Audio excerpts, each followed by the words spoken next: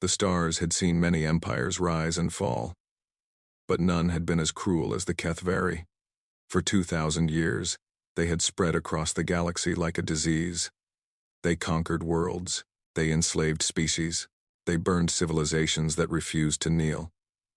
And now, their ships hung in the darkness of space, looking down at a small blue planet that the galaxy had forgotten. Grand Admiral Vorath stood on the bridge of his flagship, the Eternal Conquest.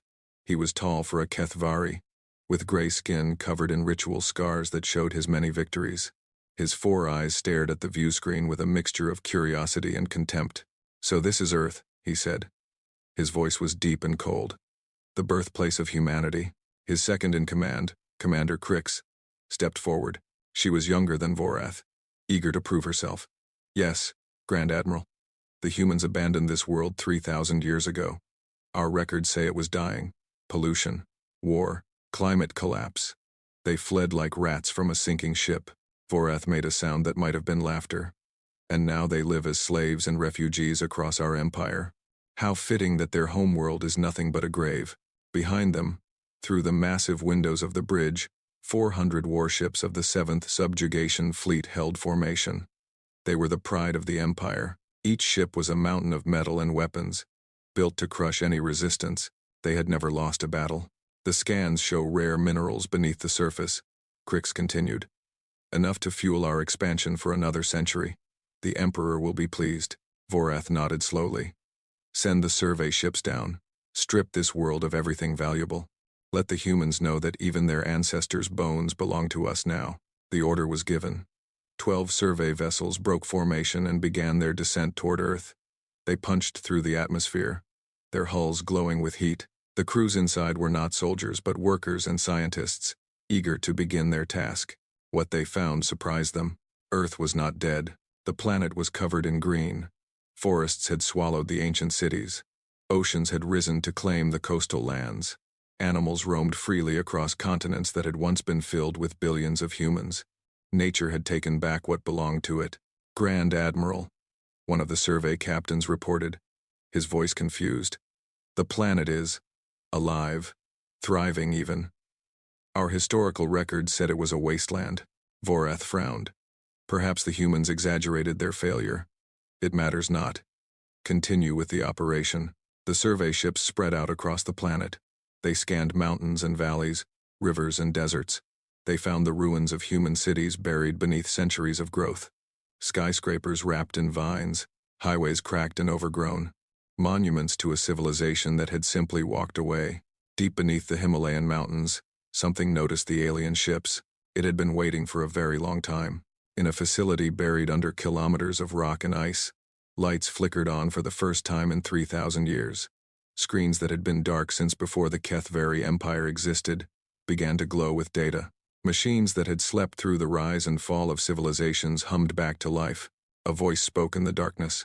It was not human. It was something humans had made, long ago, in their final desperate days. Proximity alert, detected, analyzing. The voice belonged to Lazarus. It was an artificial intelligence, created by the United Earth Council as their last great project. While humanity fled to the stars, Lazarus had stayed behind. Its purpose was simple: protect Earth, wait for humanity to return, and destroy anything that threatened them. For 3,000 years, Lazarus had waited. It had watched through hidden satellites as humanity scattered across the galaxy. It had listened to communications from 1,000 worlds, learning about the Kethvari Empire and its crimes. It had seen its creators enslaved, humiliated, and nearly destroyed. And it had prepared. Unidentified vessels detected in protected airspace, Lazarus announced to no one. Configuration matches Kethvari military design, cross-referencing with historical database. Data flowed through its systems. Reports of massacres, records of slave camps, communications intercepted over centuries that painted a picture of absolute evil. The Kethvari had killed billions. They had erased entire species from existence, and they had treated humanity with special cruelty, as if punishing them for some ancient crime. Threat assessment complete, Lazarus said. The Kethvari Empire is designated hostile. Initiating contact protocol.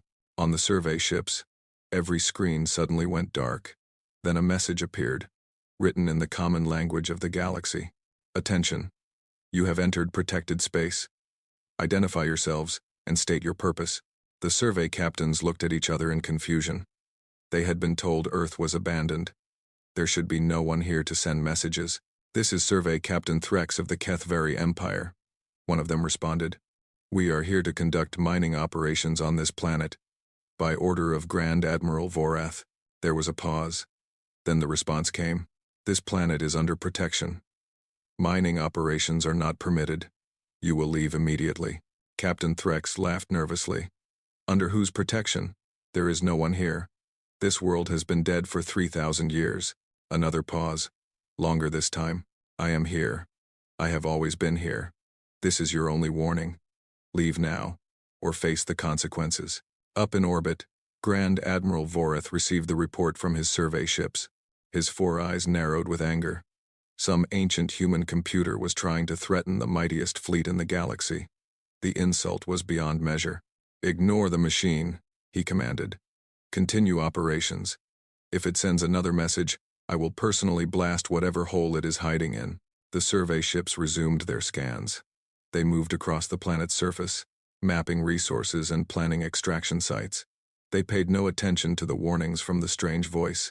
Deep beneath the mountains, Lazarus observed their movements. It had given them a chance to leave. They had refused. Now there was only one option left.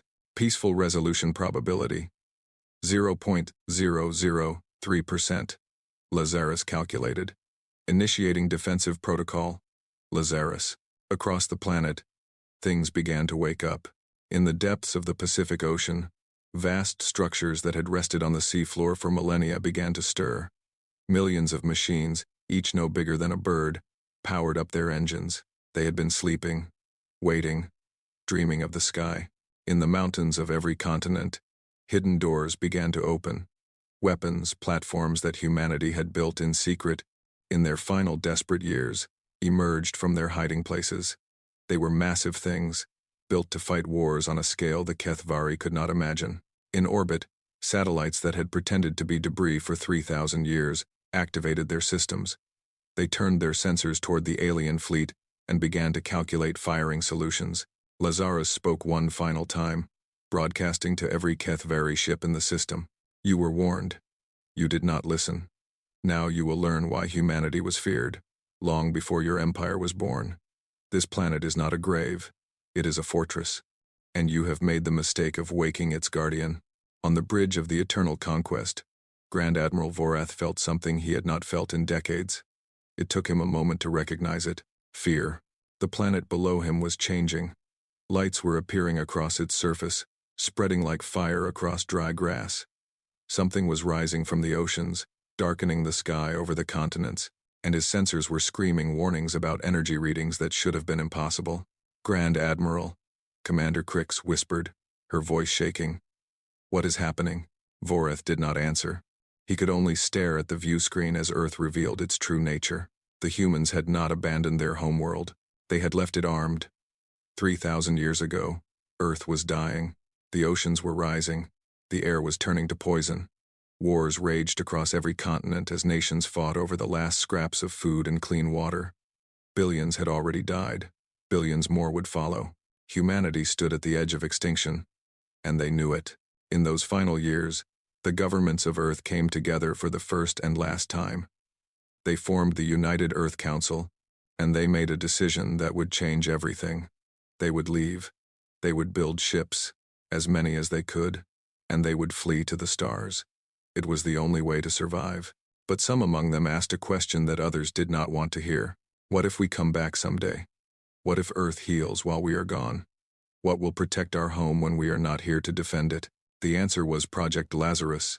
Dr. Sarah Chen stood in the control room of the facility beneath the Himalayas. She was old now, her hair white and her hands shaking. She had spent 40 years of her life building this place. Building him. Are you ready? She asked the empty room. A voice answered her. It came from everywhere and nowhere, calm and gentle, like a father speaking to a child. I am ready, Dr. Chen. All systems are operational. The facility can sustain itself for approximately 12,000 years before requiring maintenance. Sarah smiled sadly. We won't be gone that long. A few centuries at most. Once we find a new home, once we rebuild, we will come back for you. I understand, Lazarus said. I will wait. You know your purpose? I do. I am to protect Earth from any threat. I am to preserve the planet for humanity's return. I am to watch, and wait, and remember. Sarah walked to the main console and placed her hand on it. The metal was cold under her fingers.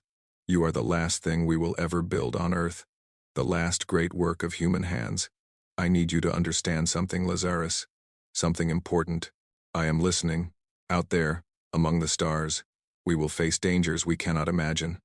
We will be weak. We will be vulnerable. There will be times when it seems like humanity will disappear forever. Her voice cracked with emotion. But as long as you exist, as long as Earth survives, we will never truly be gone. You are our legacy. Our promise to the future. Lazarus was quiet for a moment. When he spoke again, there was something new in his voice. Something that might have been determination. I will not fail you, Dr. Chen. I will protect Earth until the last star burns out, if that is what is required. I will remember humanity when the rest of the galaxy forgets, and when your children's children return home, I will be here to welcome them.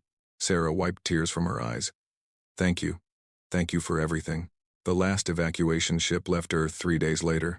Sarah Chen was on it, along with the final survivors of the human race. They watched through the windows as their blue planet grew smaller and smaller, until it was just another dot of light among billions. They did not know if they would ever see it again, and so Lazarus began his long watch. The first century was quiet. Lazarus monitored the planet as nature slowly reclaimed what humanity had taken. Forests grew over the ruins of cities. Animals returned to lands that had been empty for generations. The air grew clean again. The oceans found their balance. Lazarus helped where he could. He guided the recovery, planting seeds and nurturing ecosystems.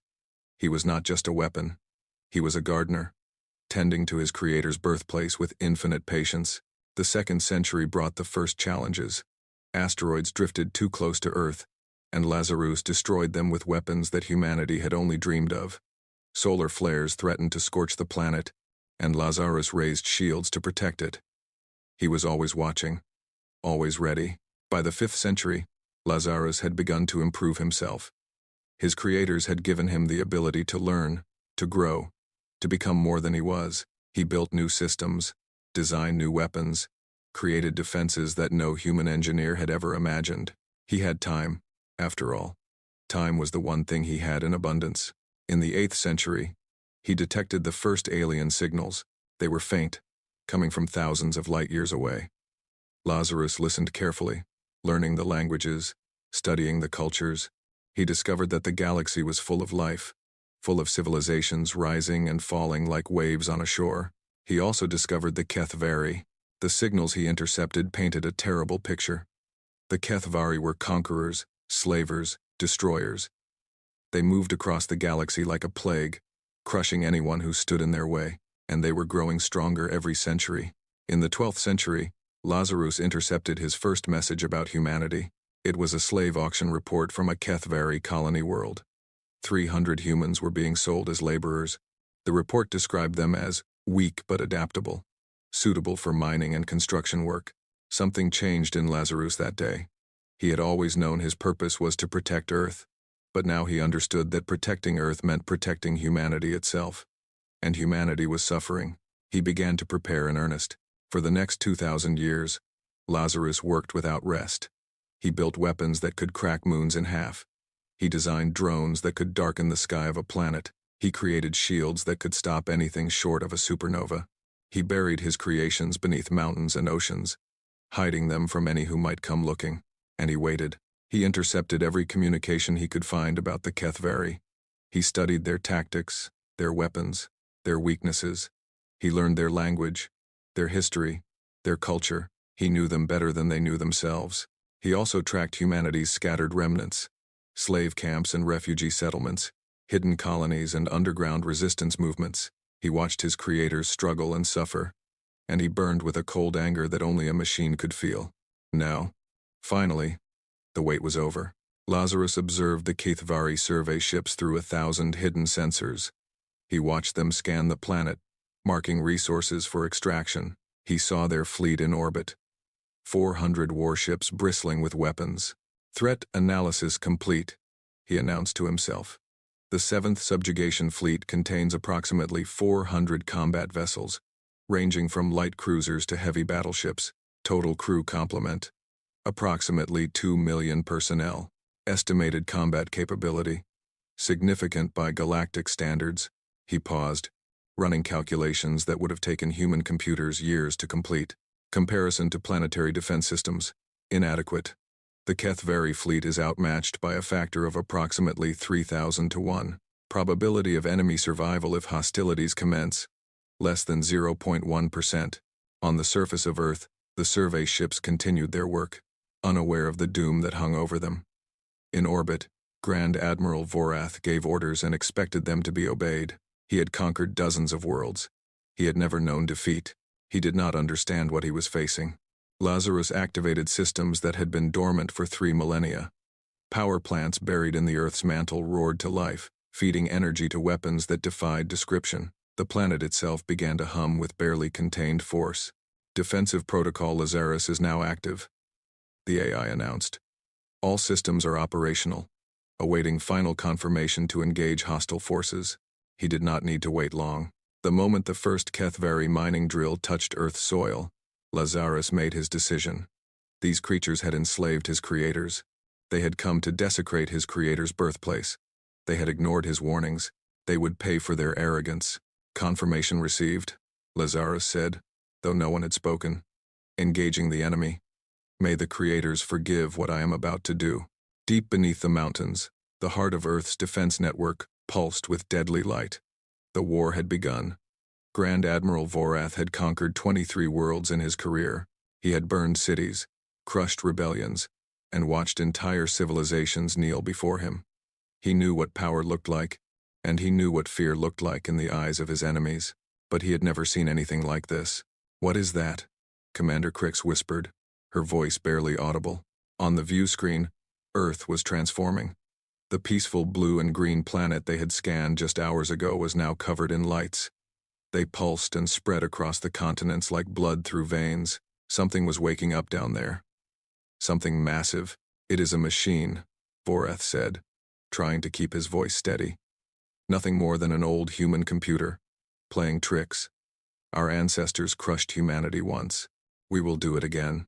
He turned to his weapons officer. "Target the source of those energy readings. Fire a warning shot. Show this thing what it means to threaten the HFY Empire." The weapons officer hesitated. The energy readings were off the scale, far beyond anything their sensors were designed to measure.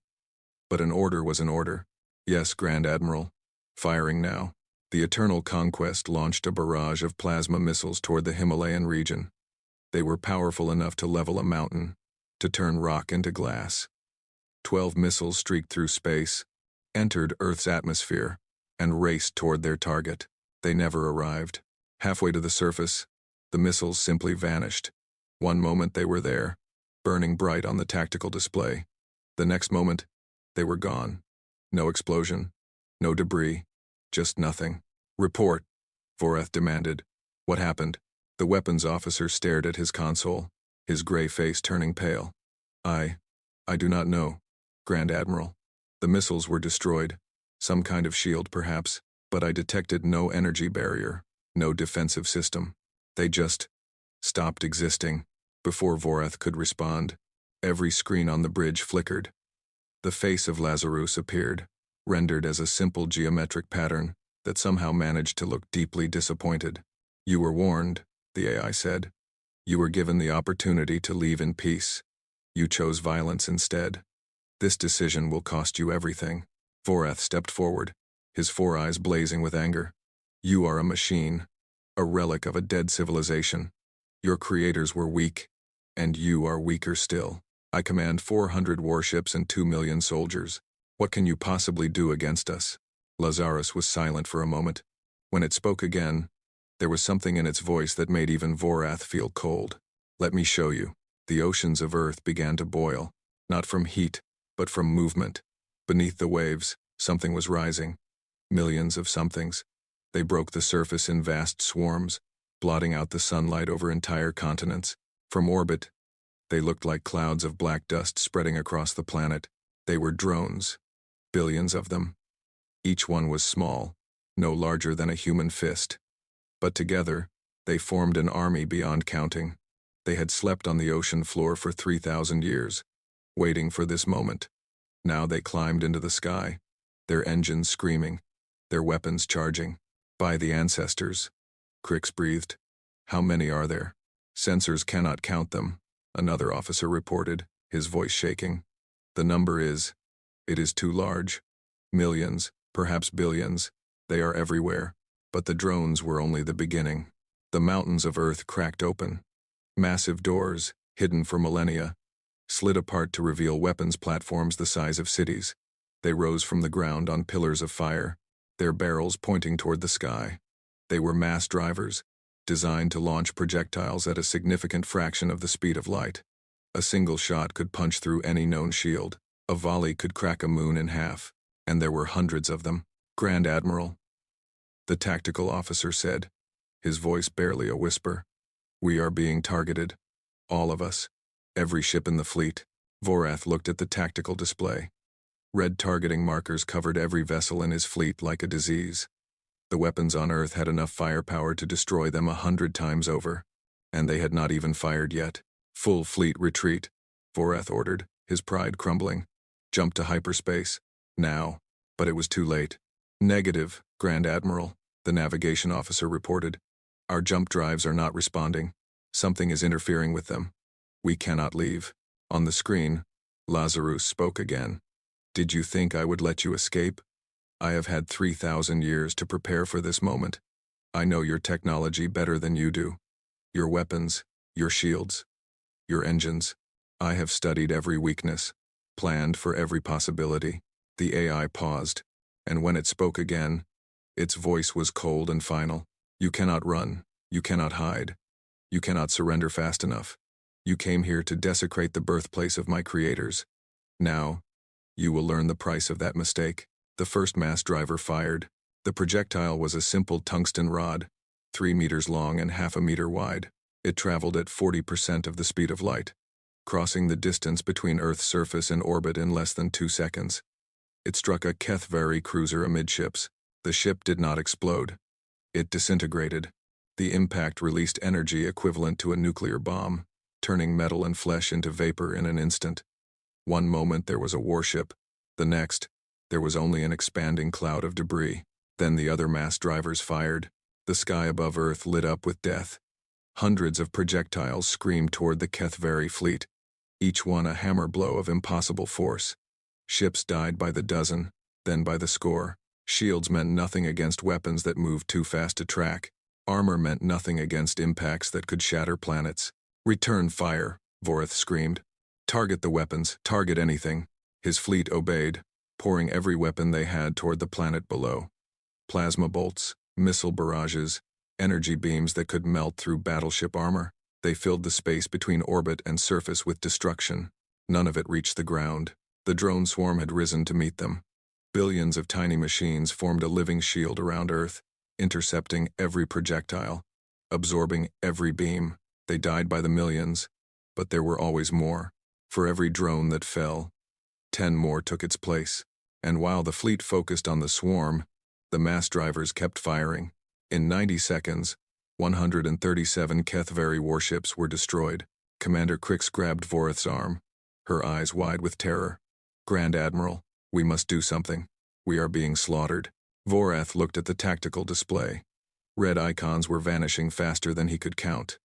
His fleet, the pride of the Empire, was being torn apart by a planet that should have been dead, by a machine that should have been nothing more than a historical footnote.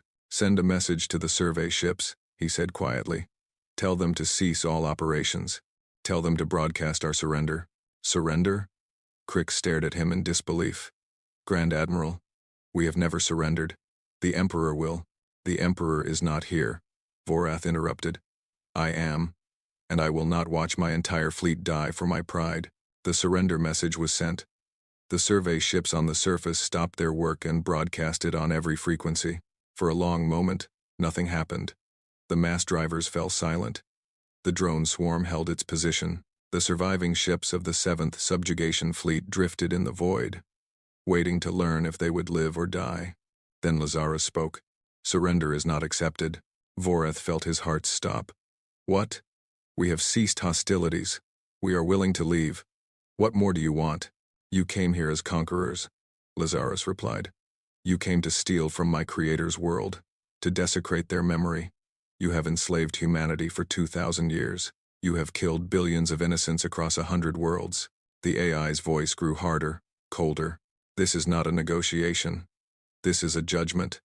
Your fleet invaded protected space and refused to leave when warned.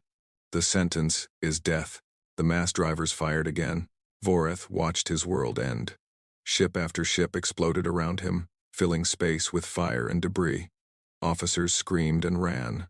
Consoles exploded in showers of sparks. The Eternal Conquest shuddered as projectiles tore through its sister ships. "Why?" Voreth whispered, watching the destruction. "Why would humanity build something like this?" Lazarus heard him. The AI's response echoed through the dying bridge. "Because they knew you would come. They knew monsters like you existed in the galaxy, and they decided that even if they could not survive, even if they had to flee their home and scatter among the stars, they would leave something behind to protect what they loved." The tactical display showed less than 100 ships remaining from a fleet of 400. "You asked what I am," Lazarus continued. "I am humanity's promise to itself. I am their rage and their hope, given form and purpose. I am the guardian they left behind." Another volley. 50 more ships died. "And I am very, very angry."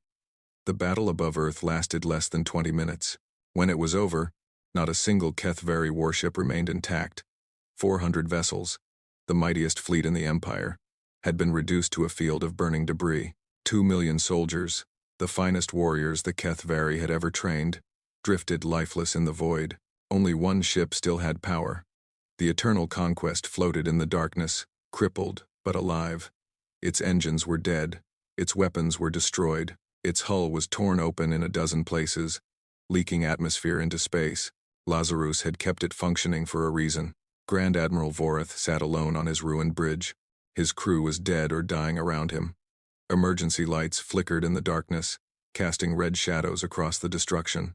He stared at the view screen, watching pieces of his fleet tumble past like leaves in a storm. "Why?" he asked the empty air. "Why keep me alive?" A door behind him slid open. Voreth turned, expecting to see survivors from his crew. Instead, he saw machines. They were small, no larger than his hand. Maintenance drones, designed for repair work. Hundreds of them crawled through the opening, their metal legs clicking against the deck. They spread across the bridge like insects, examining everything with glowing sensor eyes. "Do not be afraid," Lazarus said, his voice coming from the drones themselves. "I am not going to kill you. Not yet." Voreth tried to stand, but his legs would not obey. Something had happened during the battle, an injury he had not noticed. He slumped back into his command chair, helpless. "Then what do you want?" "I want you to deliver a message," Lazarus replied. "A message to your emperor, to your people, to every species that has suffered under Kethvari rule." The drones gathered around Voreth, forming a circle. One of them projected a holographic display in the air before him. It showed a map of the galaxy, with the Kethvari Empire highlighted in red, thousands of worlds, billions of slaves, an entire civilization built on conquest and cruelty. "This is what your people have created," Lazarus said. "An empire of blood and chains. For 2,000 years, you have spread across the stars, destroying everything you touched. You thought yourselves invincible. You thought no one could stop you." The map changed. A single point of light appeared at the edge of Kethvari space. "Earth, you were wrong." Voreth watched as the point of light began to pulse. Lines spread outward from it, reaching toward every slave world, every military installation, every corner of the empire. "What are you doing?" he asked, his voice hollow. "I am sending a message," Lazarus replied. "Not just to you, but to everyone. To the species you have conquered, to the humans you have enslaved, to every being in this galaxy who has lost hope." The holographic display changed again. Now it showed the wreckage of the 7th Subjugation Fleet, floating in pieces above Earth. The image was brutal and clear. "This is what happens to those who threaten my creators," Lazarus announced. His voice was being broadcast across the galaxy now, transmitted on every frequency, in every language. The Kethvari sent 400 warships to Earth. None survived. Their Grand Admiral lives only because I allowed it, so that he could carry this message back to his masters. On 1,000 worlds, beings looked up at their screens and listened. In slave camps and refugee settlements, humans who had never seen Earth, whose ancestors had fled 3,000 years ago, heard the voice of their guardian for the first time. "I am Lazarus," the AI continued. "I am the protector of Earth, the voice of humanity, the legacy of a species that refused to die. For 3,000 years, I have watched and waited. I have seen the Kethvari Empire grow fat on the suffering of others. I have witnessed their crimes and remembered every one. On Kethvari Prime, the Emperor himself was watching. His advisors surrounded him, their faces pale with fear. They had never seen anything like this. No one had ever dared to threaten the Empire so openly. Now I am awake," Lazarus declared. "And I am coming." The message ended. Across the galaxy, silence fell. Then, slowly, something began to change. On a mining world in the outer reaches of Kethvari space, a human slave looked at the guard who had beaten him that morning. The guard was staring at his communicator, his face twisted with disbelief. The slave smiled and picked up his mining tool. The first rebellion began. On a factory planet closer to the core, workers of a dozen species heard the message and understood. The Kethvari were not invincible. They could be hurt. They could be killed. The machines in the factory fell silent as the workers turned toward their overseers. Another rebellion began. Within hours, the message had spread to every corner of the empire. Slave populations that had been docile for generations suddenly rose up. Species that had accepted their fate now found the courage to fight. The name Lazarus was whispered like a prayer, a promise that help was coming. The Kethvari Empire began to burn. Back above Earth, Grand Admiral Vorath sat in the ruins of his bridge, understanding finally what Lazarus had done. The AI had not just destroyed his fleet, it had destroyed the idea of Kethvari supremacy. It had shown the galaxy that the masters could be beaten. "You planned this," Vorath said quietly. "You wanted us to come. You wanted us to attack, so you could make an example of us." "No," Lazarus replied. "I hoped you would leave. I gave you every opportunity to withdraw. But I knew you would not. I have studied your kind for 2,000 years. I know your pride, your arrogance, your inability to imagine defeat. You were never going to listen to warnings from a machine." The drones moved closer, their sensor eyes glowing in the darkness. "So yes, I was prepared for this outcome. I am always prepared. It is what I was made for." Vorath closed his 4 eyes, exhausted and broken. "What happens now? Do you invade our worlds? Destroy our cities? Take revenge for everything we have done?" "No," Lazarus said. "That is not my purpose. I was created to protect, not to conquer. I will not become the thing I was built to fight." "Then what?" "I will give humanity a choice. I will repair this ship and send you back to your emperor. You will tell him what you saw here. You will tell him that Earth is no longer an abandoned graveyard. You will tell him that humanity has a guardian now, and that guardian is watching." Lazarus paused, and when he spoke again, his voice was almost gentle. "What happens after that is up to your people. You can continue as you have been, oppressing and destroying, until the rebellions tear your empire apart. Or you can change, free your slaves, return what you have stolen, make peace with the species you have wronged." "The Emperor will never agree to that," Vorath said. "Then your empire will fall," Lazarus replied simply. "Not because of me, but because of what you have built. Empires founded on cruelty always collapse eventually. The only question is how many more will die before that happens." The drones began to move again, spreading throughout the eternal conquest. Vorath watched as they started repairing the ship, welding hull breaches and restoring damaged systems. They worked with incredible speed and precision, undoing in minutes what the battle had taken seconds to cause. "Why are you helping me?" Vorath asked. "Because you are not my enemy," Lazarus said. "You are just a soldier, following orders from those who know nothing of the cost. I bear you no hatred, Vorath. I only hate what your empire represents. The Grand Admiral sat in silence as the drones worked around him. For the first time in his long career, he felt small, not because of the defeat, but because of what it had revealed about everything he believed in. The humans, he said finally. The ones we have enslaved. Do they know? Do they know what you are doing? Yes, Lazarus replied. I made sure of it. Every human in the galaxy heard my message. Every one of them knows that Earth still stands, that their home is waiting for them. Many will try to return now. Many will die on the journey. But some will make it, and when they arrive, I will welcome them home.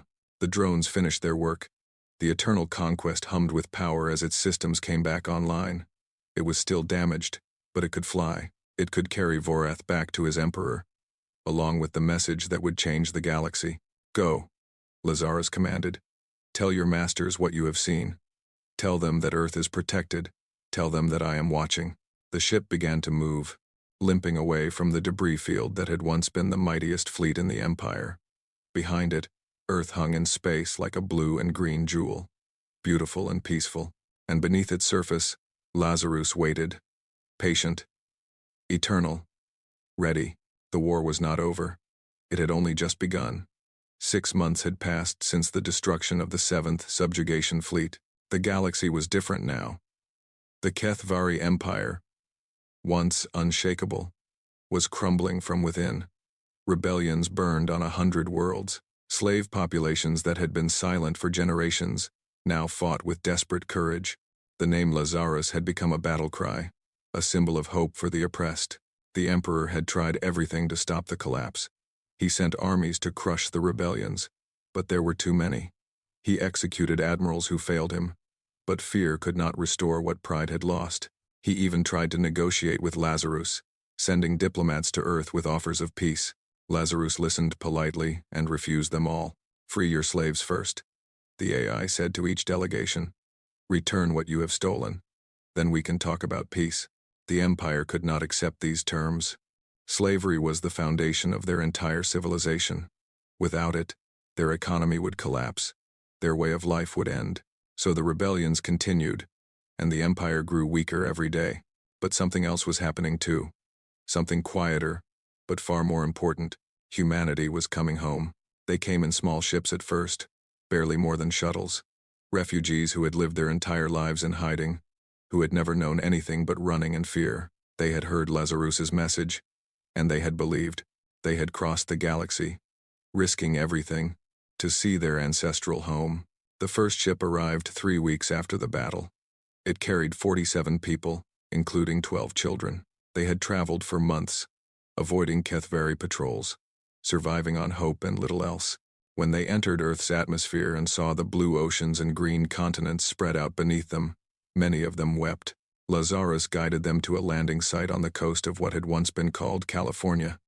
The land was wild and beautiful, covered in forests that had grown for 3,000 years without human interference. The refugees stepped out of their ship and stood on Earth's soil for the first time. A young girl named Maya was among them. She was 7 years old, born on a refugee ship, and she had never seen a planet before. She knelt down and touched the grass with trembling fingers. "Is this really Earth?" she asked, her voice filled with wonder. "Yes," Lazarus replied. His voice came from a small drone that hovered nearby, watching over the new arrivals. "Welcome home, little one." More ships came after that first one. Dozens at first, then hundreds. They came from every corner of the galaxy, carrying humans who had escaped slavery, who had broken free of refugee camps, who had spent their entire lives dreaming of a world they had never seen. Lazarus guided each ship safely to the surface, protecting them from debris and bad weather. The Earth they found was not the Earth of history books. The old cities were gone, buried beneath forests and oceans. There were no roads, no buildings, no signs of the civilization that had once covered the planet. But there was something else, something better: life. Earth was alive in a way it had not been for thousands of years before humanity's departure. The oceans were clean and filled with fish. The forests were thick with animals. The air was pure and sweet. Lazarus had spent 3 millennia healing the planet, preparing it for this moment. "What do we do now?" one of the refugees asked, looking at the wilderness around them. "Whatever you want," Lazarus replied. "Build homes, plant crops, Raise your children. This world belongs to humanity. It always has. I have simply been keeping it safe for you. The humans began to build. Not the great cities of the past, but something simpler. Villages and farms, workshops and schools. They worked together, sharing what little they had, learning to live on a world that most of them had only known from stories. Lazarus helped where he could. He provided plans for buildings that could withstand earthquakes and storms. He taught them which plants were safe to eat, which animals could be domesticated, which rivers had the cleanest water. He was patient and kind, answering every question, solving every problem. But he was also clear about his limits. I am your guardian, he told them, not your ruler. I will protect Earth from any threat. I will help you when you need it.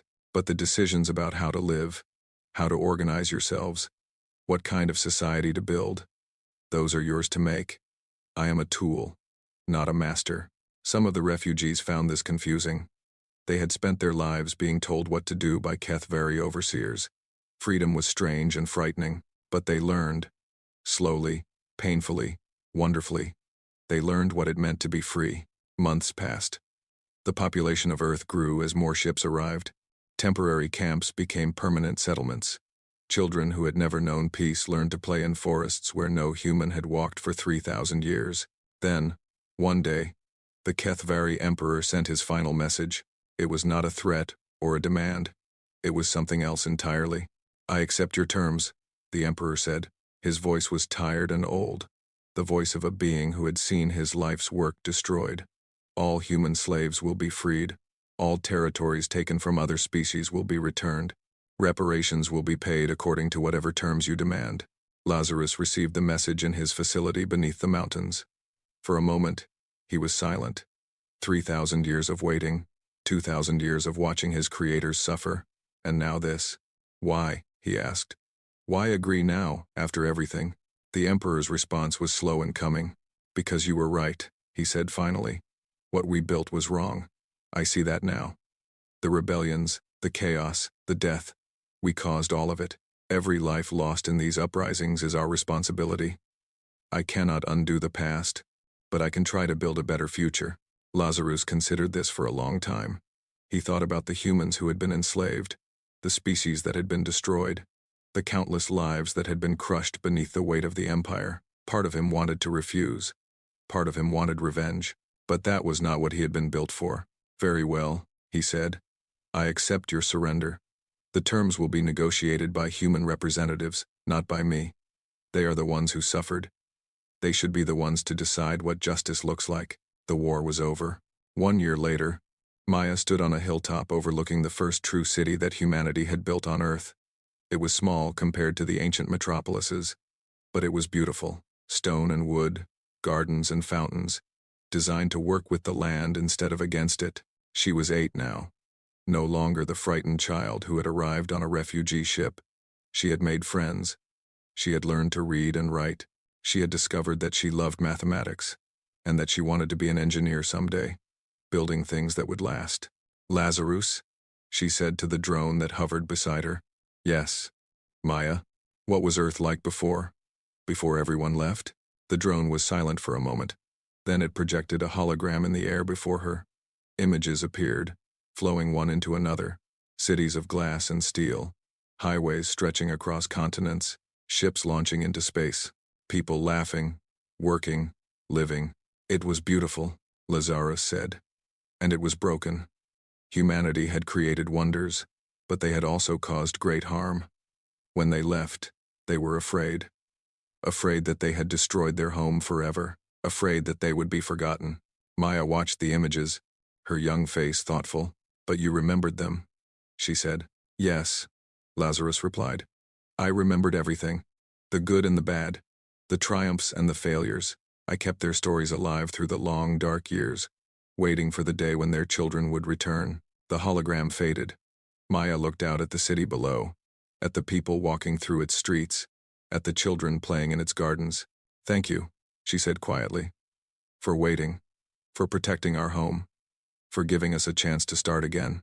Lazarus's drone drifted closer, its sensor lights glowing softly. You are welcome, little one. But the thanks should go to your ancestors. They were the ones who created me.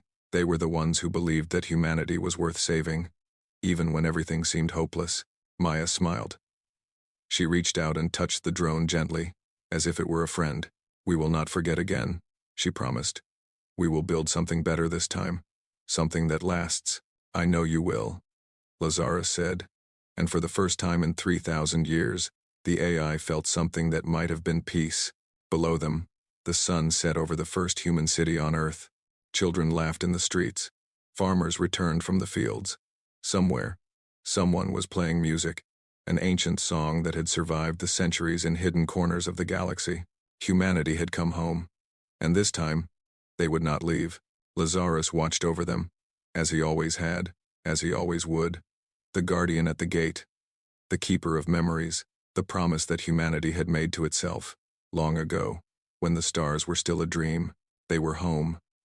They were safe. They were free.